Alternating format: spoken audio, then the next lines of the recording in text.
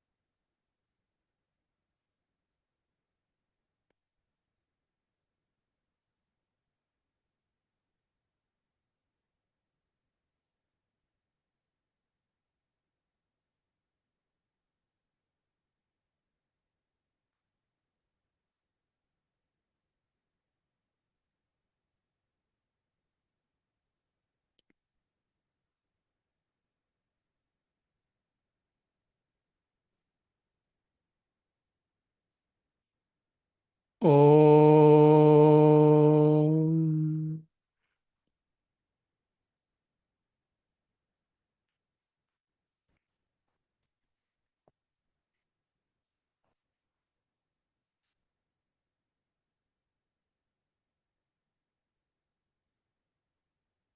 Bhagavad Gita, chapter number 8.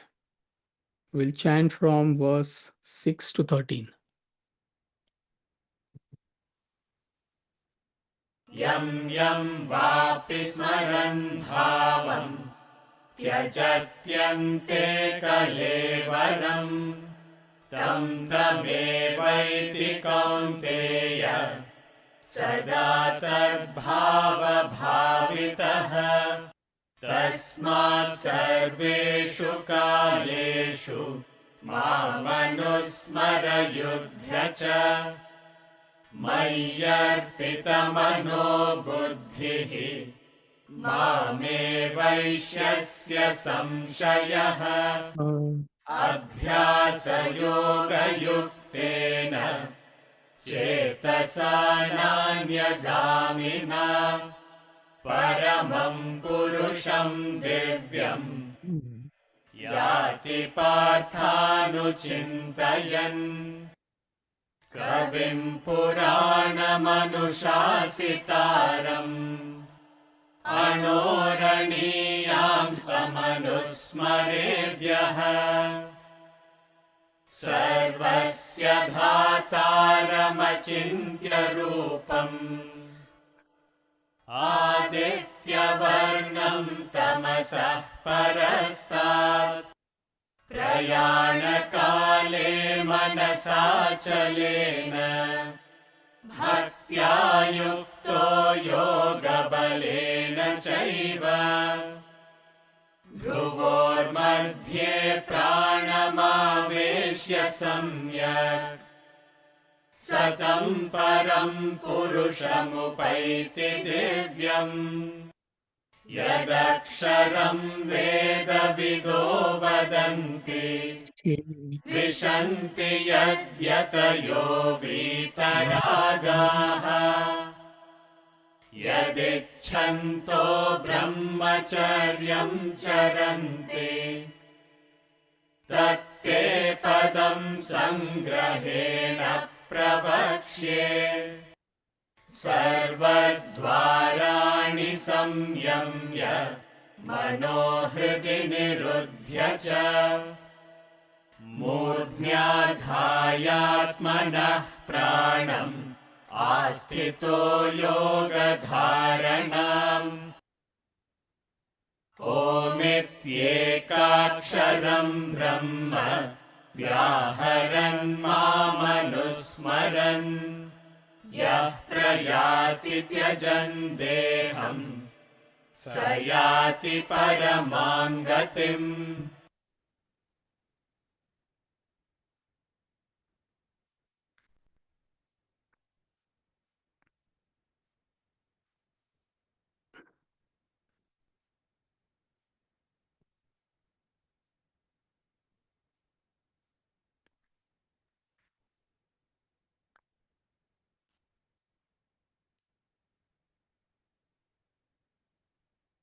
When we complete any chapter of Bhagavad Gita, there are 18 chapters.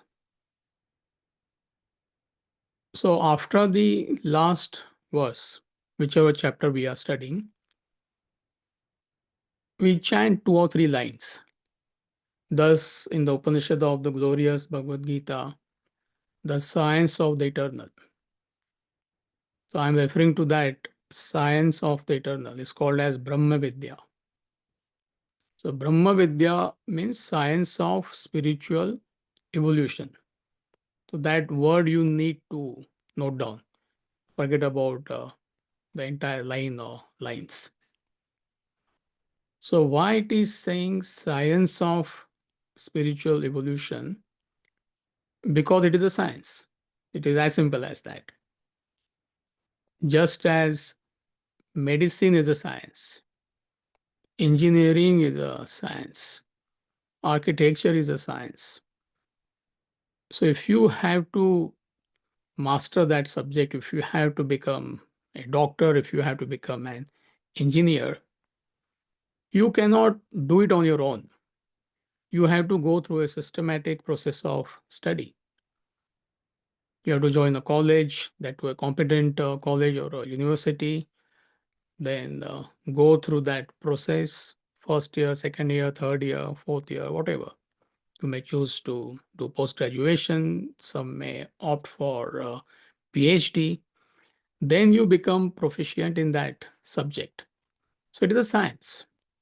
And we all understand that when it comes to medicine, engineering, or any other subject. But when it comes to spiritual evolution, rare is a person who understands that. So therefore, he says Brahma Vidya, the science of the eternal. And since most people do not understand this basic truth, though they may be genuine, they start putting efforts haphazardly. So these haphazard efforts, they do not get you anywhere. So that's the reason we find either people give up the pursuit of any religion or a spiritual path, or they are confused. And if confusion is pronounced, then we find a lot of disharmony in the society. All these religious quarrels and distinctions and divisions, because of nobody or hardly anybody has understood that spirituality or religion is a science. So it's very subtle science, in fact. And that's what we learned in verse number 8 last week. That how you progress on the spiritual path. Remember, we projected that chart at 3 paths they converge, and this is how you progress. So it is in your interest to find out what is your personality. Are you a predominantly active person? Are you a predominantly devotional? Or are you a predominantly intellectual person? Usually, it is a combination of all three. And that percentage varies from person to person. So, that is where you need to assess yourself. What is my personality? And once you do that assessment, then you need to select these three spiritual paths as per your need. Karma yoga, bhakti yoga, jnana yoga. So karma yoga means path of actions. For active people, they have to plunge into action. Unselfish action is path of action, karma yoga, as simple as that. So predominantly, let's say you are active. Still, there is a need for devotion. Still, there is a requirement for knowledge. So though your focus is on action, which is your profession, still you cannot ignore your devotional requirement. You cannot ignore your knowledge. You may be predominantly intellectual. Still, you need devotion. Still, you need action. So that proportion cannot be same for everybody. This is what you need to understand. There are almost 70 of us here. Each one has a different need. But predominantly, I would say most of you are active, but also there is a good need of knowledge. Otherwise, you will not attend these lectures every week. Also, there is devotional requirement. See, that is why we play devotional music, we chant before each lecture, so it takes care of everybody's devotional need. So, unless and until you do this, by that I mean you assess yourself, you identify your need, and based on that, you choose set of three as per your requirement: karma yoga, bhakti yoga, jnana yoga. You will not progress on the spiritual path. And that's what we see happening in the world. Mostly people take to a spiritual path because their family is doing, their friends are doing. We are not saying what they're doing is wrong, but is that your requirement? Is the question. If somebody is predominantly devotional, he or she has to bow down. He or she needs that fixation. Maybe you have to do some rituals, of course, with the understanding of what they mean. Maybe go on a pilgrimage if you are predominantly devotional. But if you are not predominantly devotional, then that's not is your requirement. So therefore, we find a lot of youngsters they rebel against their parents. Parents are well-meaning. So they try to tell their children, say the prayer, do this, do that. Why should I do that? I will not do that. So they're actually intellectuals. So what they are looking for is knowledge. But since nobody understands this, blindly you follow the path of your predecessors or family or whatever is that environment in which you are born. So that's the science of spiritual evolution. And once you understand this, it's a mix of karma, bhakti, and jnana, then slowly but surely your desires are purified. Bulk of the desires are removed. Quality improves, quantity drops. And you reach a state of operati. That's what we studied. Withdrawal is mental withdrawal, not physical withdrawal. You stay put wherever you are, at home, at work. In fact, you become more dynamic, but you do it in the spirit of renunciation. You're not sucked into the world. Though you are in the world, still you're not in the world. Are you getting me? And as you continue your spiritual practices, you reach a state of dharana. Dharana means concentration. Whatever you do, you have concentration because your desires are not bothering you. Bulk of them are already eliminated through karma yoga, bhakti yoga, jnana yoga. And as you continue, you reach a state called dhyan. Dhyan means meditation. So meditation is a state. It's not a practice. It is a effect of your scientific spiritual practices. And through meditation, you attain a state of self-realization. So this is what we studied in verse number 8 last week. So it's a good reminder. A lot of you are new. So understand the basics. So are we okay with this?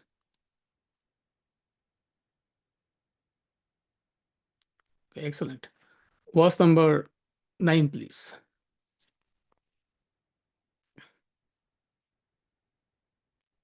कविम् पुराणमनुशासितारम् अणोरणीयाम् समनुस्मरेद्यः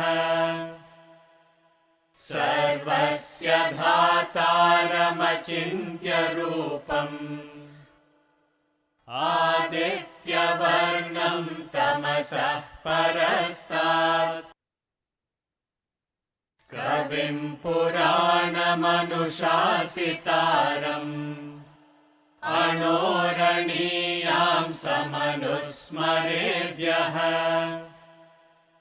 सर्वस्य धातारमचिन्त्य रूपम् आदित्यवर्णं तमसः परस्तात्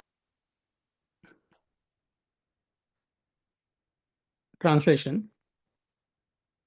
He who meditates on the omniscient, Kavim, ancient, all ruler, minuter than the minute, supporter of all, of inconceivable form, effulgent as the sun, beyond darkness.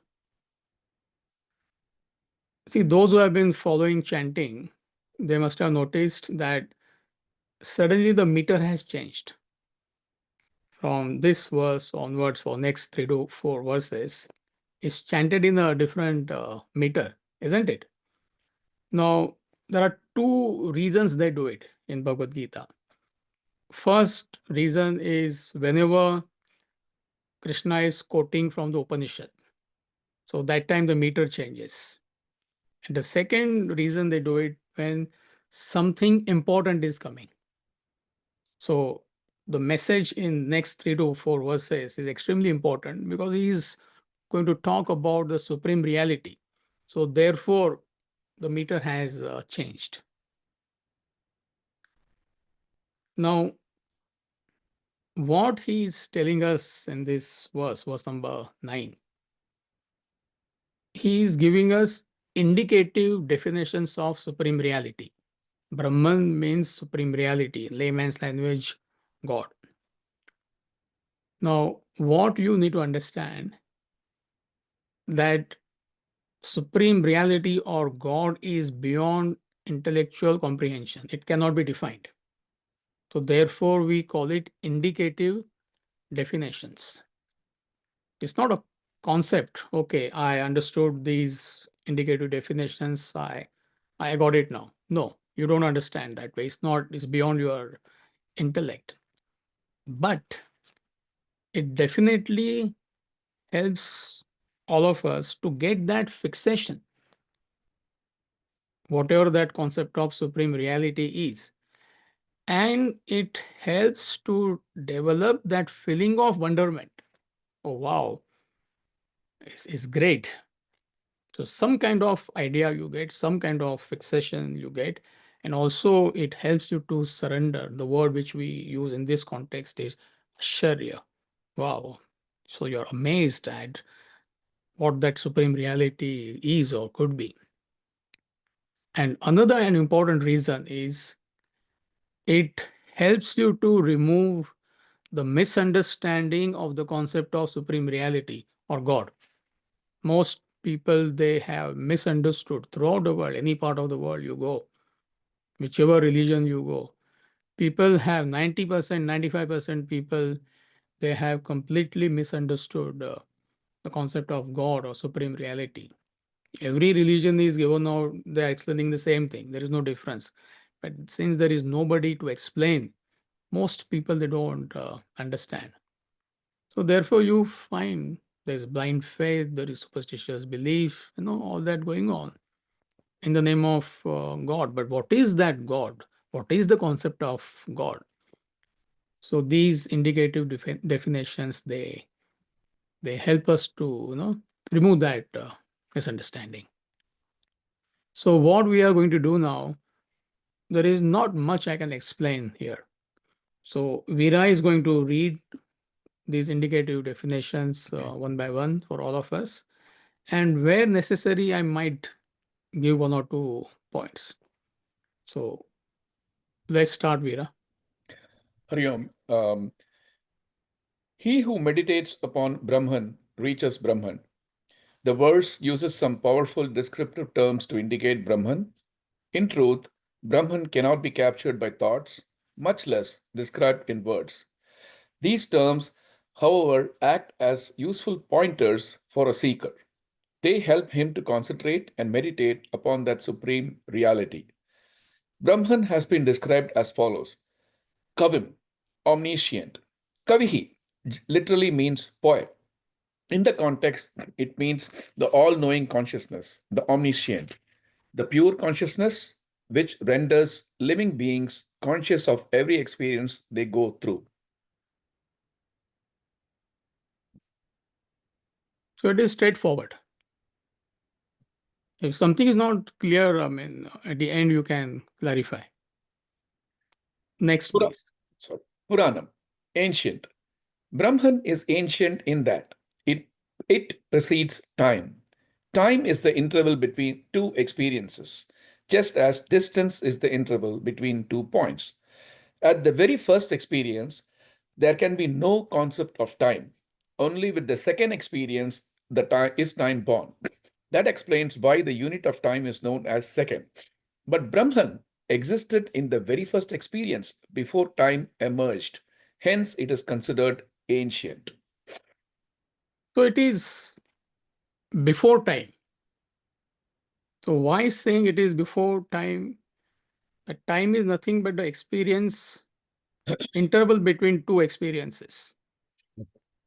But at first experience, there was Brahman, supreme reality, without which you wouldn't have experienced the first experience.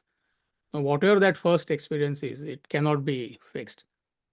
So it is before that.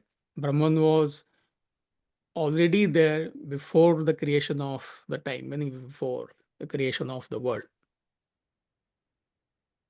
Yeah. Next. Anusasitaram, ruler of the world. The world consists of manifold laws of nature. These laws work infallibly. They seem to bow in obedience to some mysterious governor or controller. That supreme monarch goes by the name Brahman, God.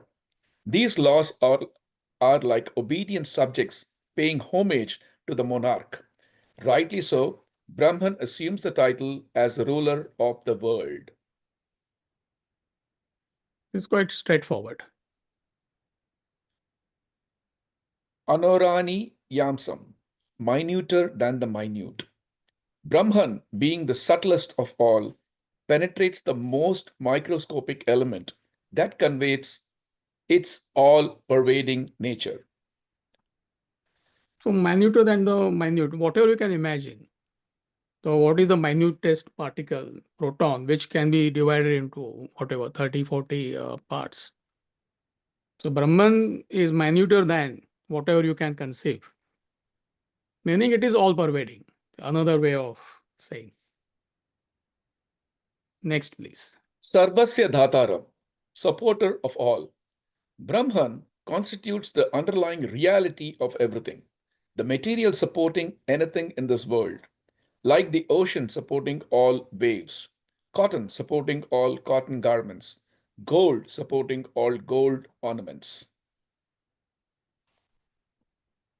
Next, please. Achintya Rupam, inconceivable form. Brahman is formless, infinite in nature. The human equipments cannot fathom its infinite stature. Therefore, it remains ever inconceivable, formless. See, it is important for all of us to understand that one of the definitions of God is infinite. All religions is a standard definition. The moment we say it is infinite, by default, it cannot have any form. The moment you say it is having form, that means it is not infinite. You're blowing hot and cold. So, what is God? What is supreme reality? It is infinite. It is everywhere. It is formless. Please continue. Aditya Varnam, effulgent as the sun. Sun is self effulgent. It does not need any light to be seen. No other light can illumine it. Similarly, Brahman knows itself by itself. It does not need any other knowledge to know it. Neither can any other knowledge throw more light on Brahman. People ask this question: what is God? How will I know there is God? So, when you reach that state of self realization, by your own experience, you know it. Just as Dreamer, when he becomes the waker, waker knows himself by himself. So that's the comparison. Last one, please. Tamasa parastat, beyond ignorance. The terrestrial world remains in total ignorance. No being knows his origin, who he is, whence he has come, whither does he go, and so on. Brahman is the transcendental, all knowing being beyond this realm of darkness. See, world means ignorance. World has come because of ignorance of Brahman. So, whatever you're experiencing at any level of your personality is nothing but a product of your own ignorance. See, just as snake is nothing but ignorance of the rope. Whatever discussion you may have, snake is like this, snake is like that, whole life you may go on discussing. What are you discussing? End of the day, is nothing, ignorance. So, what is the truth? Beyond snake is a rope. There is no snake. Ignorance of the rope has produced snake, which is imaginary, which actually does not exist, which is a superimposition on the rope. So, similarly, ignorance of Brahman, ignorance of God, ignorance of supreme reality has produced this pluralistic world of objects and beings in which we all are caught up. You may go on discussing what is the world, when did it start, how did it start, when is it going to end, what am I going to get in it. You can go on for the rest of your life. You are in the realm of ignorance. So beyond this realm of ignorance is the supreme reality, and that's what you are. So these indicative definitions are they're meant for reflection. I mean, you can't really explain, you know. So you have a lot of time every week. So try to go through it. And if something is not clear, you can always bring it up next time when we meet.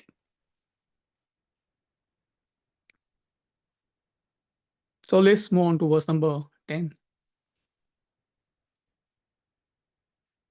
प्रयाणकाले मनसाचलेन भक्त्या युक्तो योगबलेन चैव भ्रुवोर्मध्ये प्राणमावेश्य सम्यक् सतं परं पुरुषमुपैति दिव्यम्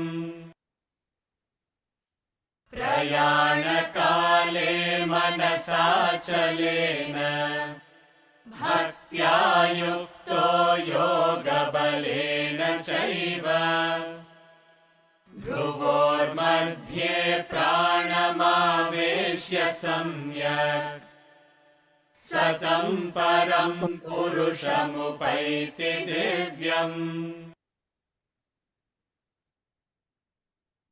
Prayanakale, at the time of death, death of an ego, with steady mind and devotion, united by the power of yoga, and only by fixing the prana, life breath, perfectly in the middle of the two eyebrows, he reaches the supreme, resplendent being. It's all symbolic.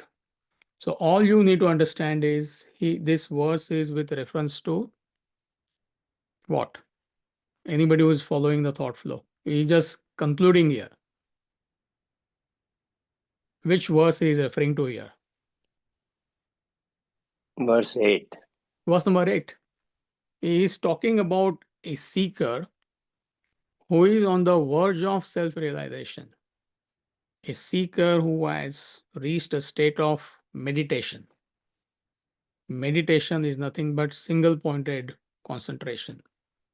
So where your intellect is fixed on the chant Om, which represents supreme reality. It could be any symbol, doesn't matter. It need not be Om, but that's the principle. So you're focused on that one particular thought, which is a thought of supreme reality, to the exclusion of all other thoughts. And how did you reach that state of single pointed concentration? Meditation is by your own efforts. Karma yoga, bhakti yoga, jnana yoga. Try to understand that chart.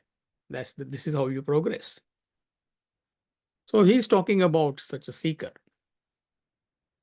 Or other way of understanding could be a seeker whose mind is not running towards the world. Somebody may say, when will I reach that state of meditation?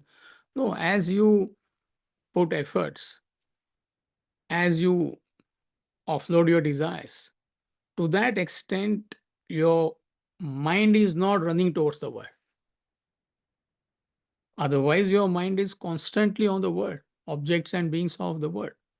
So, as you offload your desires, this verse applies to you. So, it's not necessarily from a seeker who has reached a state of meditation, though he's describing such a seeker, but also it may apply to you and me. And for that, lot of preparation is required. This is what we have been saying. This is what I said in the introduction today. So your focus should be on single unit of effort every day. 30 minutes to 45 minutes you have to study. That's your oxygen in the morning. And rest of the day you have to steer your activities towards the goal. Goal could be absolute, goal could be relative. So your focus has to be on single unit of effort. You don't have to worry about the effect because effect is automatic. See, if you are conscious about health, every day you do exercise, every day you watch what you eat, and effect of that is what? If you are healthy, it's not that one fine day you woke up as a healthy person. Years and years of efforts have gone. Every single unit of action, every exercise which you do, every meal you watch, or you say, no, this is good for me, this is not good for me. You're very careful. All those efforts put together is your present health. So, similarly, how do you progress on the spiritual path? Your focus right now has to be on the quality of your present efforts. You don't have to worry about the future. You don't have to worry about the effect. Effect is automatic, positive or negative. So if you don't put efforts now, your quality of efforts is not proper, then definitely you're not going to grow either now or in the future. So your everyday effort is important. In fact, your everyday effort itself is growth. Growth is not apart from the action. Every unit of effort you put, that equals growth. Are you following the thought flow? And incidentally, you enjoy that effort. Incidentally, you enjoy that disciplined life. If you don't believe me, there are a lot of people here who have brought about that change in their life. They get up in the morning, they study, then they go to work, they do their job, business, whatever, in the spirit of renunciation. They do their obligatory duties again in the spirit of renunciation. They manage their activities carefully. So, all that put together is growth. See, just as you go to a gym or you go to a yoga, you go for a walk, you watch out your food, don't you enjoy that effort itself? That itself, that discipline itself, you enjoy. Exactly same thing for your spiritual growth. So your everyday effort equals growth. And what is your everyday effort? I've been repeating it, I don't know, for last 16 years in Michigan, that you have to get up every day in the morning and study. and that too systematic study of Vedanta, not haphazard study of Vedanta. And those who are really, really sincere, for them, Swamiji's e-learning course is the way to go about. Don't waste time attending these classes. I'm talking about my own classes. It's not, it's okay to begin with. Definitely, you need this platform. But this is only to enthuse you to listen to the master.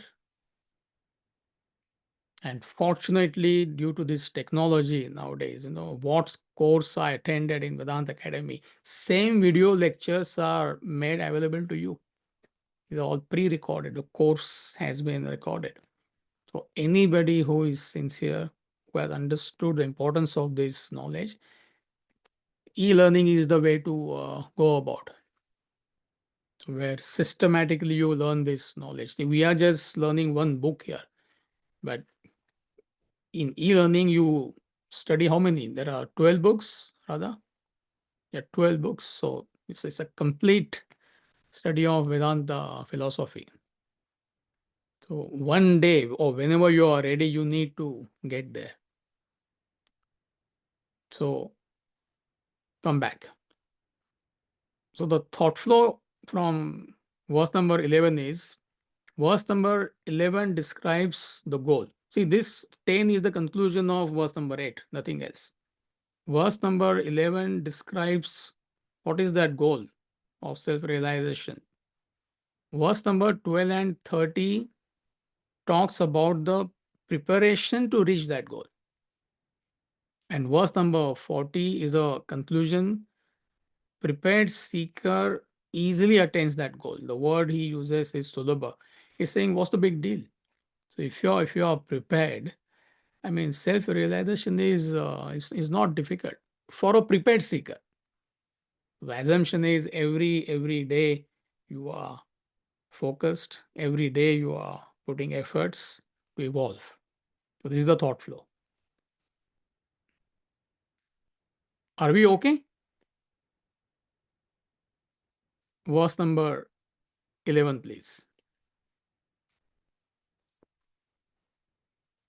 यदक्षरं वेदविदो वदन्ति विशन्ति यद्यतयो वीतरागाः यदिच्छन्तो ब्रह्मचर्यं चरन्ति तत्ते पदं सङ्ग्रहेण प्रवक्ष्ये यदक्षरं वेदविदो वदन्ति विशन्ति यद्यतयो वीतरागाः यदिच्छन्तो ब्रह्मचर्यं चरन्ति तत्ते पदं सङ्ग्रहेण प्रवक्ष्ये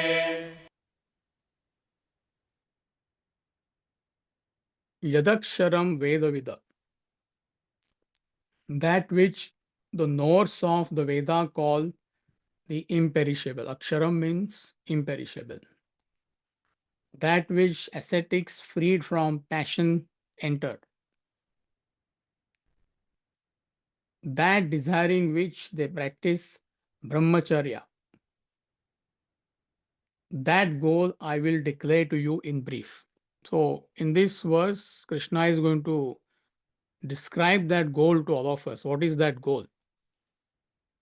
And he is saying, knowers of Vedas call it imperishable. Veda Vida. See, it's not what you and I say that matters.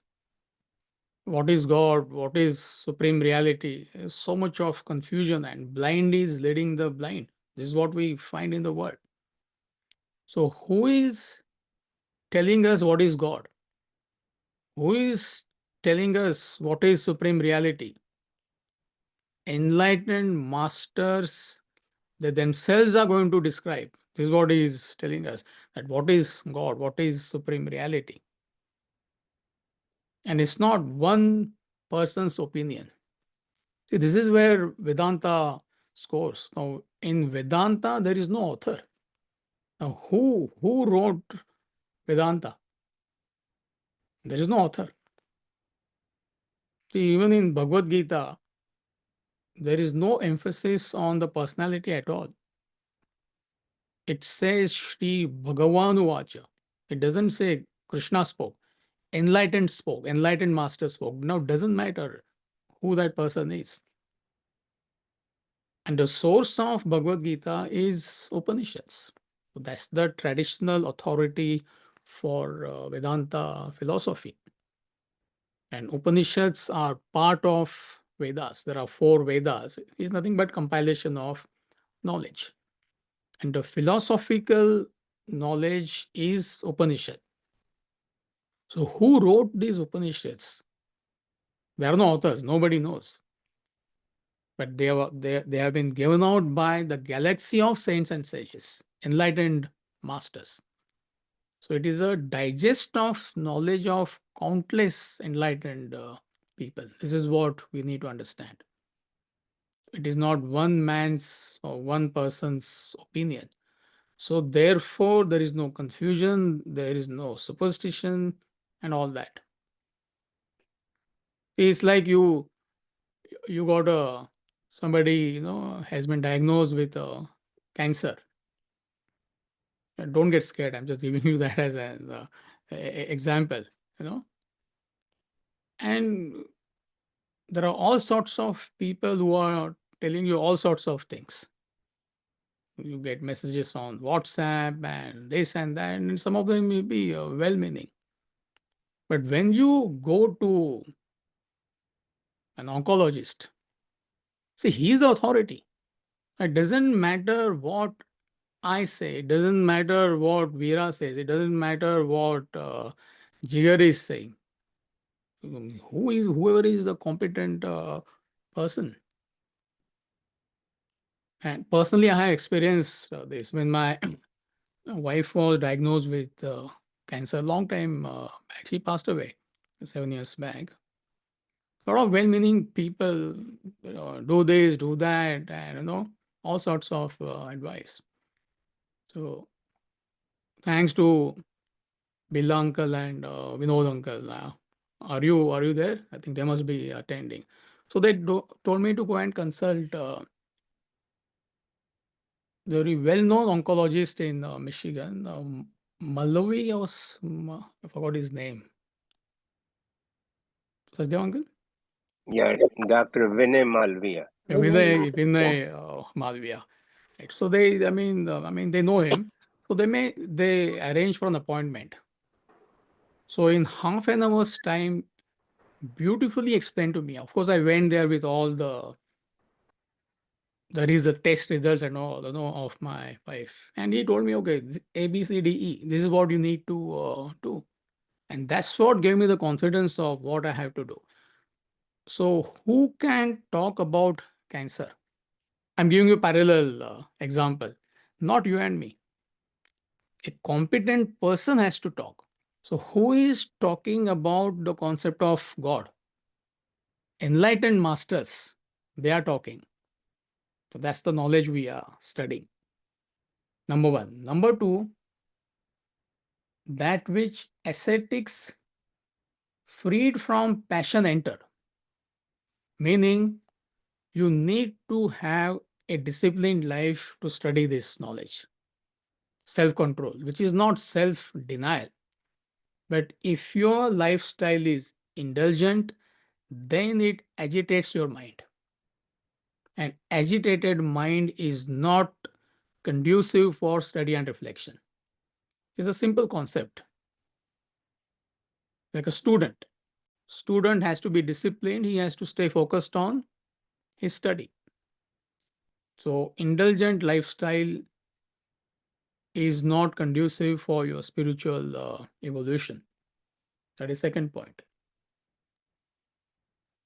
Freed from passion they enter. This is how they evolve.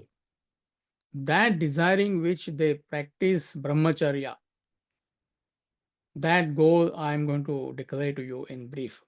Now, This concept of brahmacharya is a beautiful, beautiful concept which has been completely distorted by 99.99% people. I'm tempted to say 100%, but 99.99%. Nobody understands what is brahmacharya. So therefore, nobody comes to study of Vedanta. You know, oh, you had to be a celibate to study this knowledge. You could be a celibate. I mean, if that's what suits you, if that's what your personality is. But that's not the meaning of the word brahmacharya. So the etymological derivation of, do we have that chart, Makran? Yeah, there you go. It becomes quite clear. So the etymological derivation of the word brahmacharya is Brahman charati iti. That is brahmacharya. Brahman charati iti. Brahman meaning supreme reality. God, you can use that word. Charati is walks, conducts. Iti is he who. He who walks on the path of supreme reality is a brahmachari. Are you with me?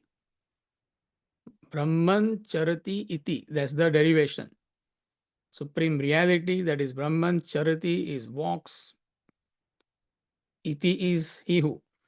So he who walks on the path of Brahman, he who has spiritual evolution as a goal, and then he manages his life's activities, such a person is called as a brahmachari. So to begin with, you have to have a goal in life. Obviously, we are talking about spiritual goal. Now, your goal could be absolute or your goal could be relative. Absolute goal is, yes, I want to reach the state of self-realization. Relative goal could be, I want to become a better human being. So once you get that fixation, once intellect understands the purpose of life, and you fix that goal with your conviction, mind surrenders to that goal. Your thoughts are fixed on that goal. You revel in that goal 24/7. There is perfect alignment between the goal and life's activities. Go back to the student example. A sincere student who has understood the purpose of his student life. He has got admission, let's say, in an Ivy League school. So he knows next 5 years, this is my goal. So he has that fixation. And also, he may participate in other activities. He may go for a match, he may participate in drama, he may have some hobby, maybe he'll go for a party once in a while. But he makes sure that his activities, they are not going to interfere with his goal. When it is possible, when he has that fixation. Are you with me? And even if he participates in something, sometimes there might be a clash. He may not want to go for a party, but all his friends are saying, come, let's go. So though he may participate in a party, though he may go for a game, his thoughts are firmly planted on what? His goal as a student. So just because he goes for a party, attends some function, that does not mean he is deviating from the path of being a good student. Understand this example carefully. So similarly, your intellect gets that fixation. And it would be absolute, it would be relative. Principle is same. This is my purpose in life. This is what I ought to do. And then you manage your activities in line with your goal. That's what I mean by there's a perfect alignment between your goal and your activities. So you are walking on the path of Brahman, you're walking on the path of divinity, you're walking on the path of supreme reality. So this is what people they don't understand. See, another example we give in this context is you're going from place A to place B, and sometimes there is some construction going on the road, and you have to take a detour, isn't it? Even when you take a detour, your thoughts are on reaching your destination. So though you are taking that slight deviation, but your thoughts are on your destination. So once you get that fixation, I repeat, once you have that conviction, once your mind surrenders to that goal, spiritual goal, see, it really doesn't matter what you do. When I say this, obviously your activities will be in line with your goal. How can there be any misalignment? A person who is I am magnifying, a person who is a sincere seeker, I mean, you will not find him gambling on weekends. It doesn't go. But that doesn't mean you have to attend some function. Sometimes people they come and ask me, I have to go for such a function. Is it okay to go? I mean, what's wrong? As long as it is not interfering with your goal. And even when you go, it doesn't matter. You're not deviating from the spiritual path because your thoughts are on what?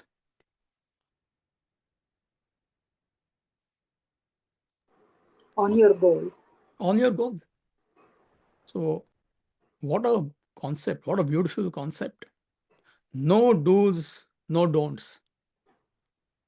And the way people understand brahmacharya is you can't do ABC. Out. 99.99% people are out. So, such a beautiful concept has been totally misunderstood. Therefore, you find not many people come to the spiritual path. One of the reasons, especially back home in India, is this concept of brahmacharya is misunderstood. A young boy or a girl goes for a class, 22, 21-year-old. He's told that you must be a celibate. He's out. He said, thank you, I appreciate your path. This is not meant for me. This is how it has been misunderstood. But even if you take the word literally, if it suits you, fine, you could be a celibate. There's nothing wrong with that. But what applies to A does not apply to B.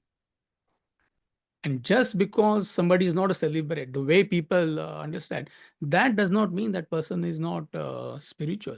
That is where the misunderstanding comes. So, though you are contacting the world, you are not contacting the world to indulge. You get the difference. Most people they contact the world, objects and beings of the world to indulge.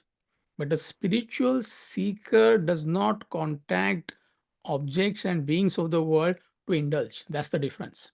So that is the concept of brahmacharya. Your intellect gives you that fixation. By your own analysis, this knowledge helps you to do that. And once you get that fixation, your intellect fixes that goal, spiritual goal.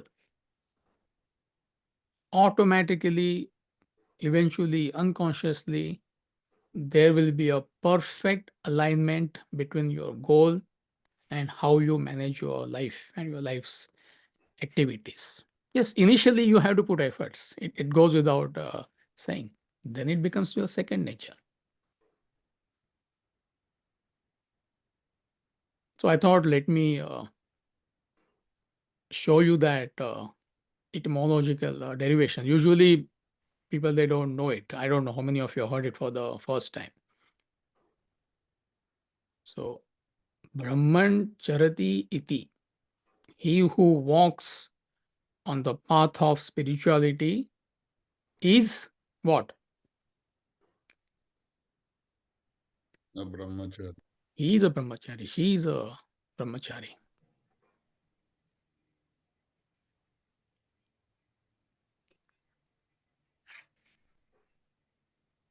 So to conclude, verse number 11, that which the knowers of the Veda call the imperishable.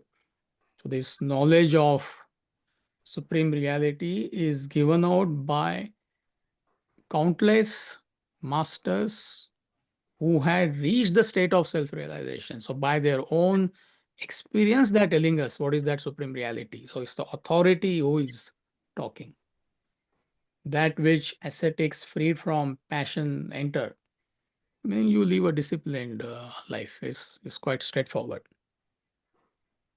And that desiring which they practice brahmacharya. I think when you have that fixation, you manage your life around your spiritual goal. And then in verse number 12 and 13, he gives preparation to reach the goal, which we'll do next week. But if you find slightly difficult what I'm telling you, keep going back to verse number 8. You will not get confused. That's what he is coming back to in all these verses. So I will catch you when you are fresh next week. Not next week. Next week we have Vedanta retreat in upstate Michigan. So next week there is no class, Saturday, Sunday. And that is point number 1. You will get an email. All of you will receive an email. And the second point is, see, many of you are joining this class for the first time, and we see inquiries. Can we get recording of previous chapters? And I have said this n number of times. It is not required. So when you register, by default, you get the current chapter which we are doing and the previous chapter. But in addition to that, all of you are going to receive 4 lectures on Introduction to Bhagavad Gita. So if we have already attended, you don't have to waste your time. But in case somebody is new, so you can make use of the next 10, 12 days to catch up with the basics. So the 4 introductory lectures, we did those lectures before starting Bhagavad Gita, is enough to give you the background to study Bhagavad Gita. So don't worry about previous chapters. And even if we send you the playlist of, let's say, 7 chapters which you missed, we are talking about, I don't know, 120, 140 lectures. When are you going to listen to them? So do you listen to them, or you listen to what is being taught systematically? So don't worry about chapter 7, chapter 6 and all that. Forget about it. But to help you, these 4 lectures will be useful. So all of you will receive that email with the playlist of these 4 lectures. So I will see you next week. And in case somebody is attending tomorrow's class, so that is where we do other books on the side. So we'll be starting a very important chapter. It's called as Middle Path. So before the class, Makaran projected the details. You can just send us an email and follow the simple procedure of registration. All right, so that's it for today. Any quick question before we conclude?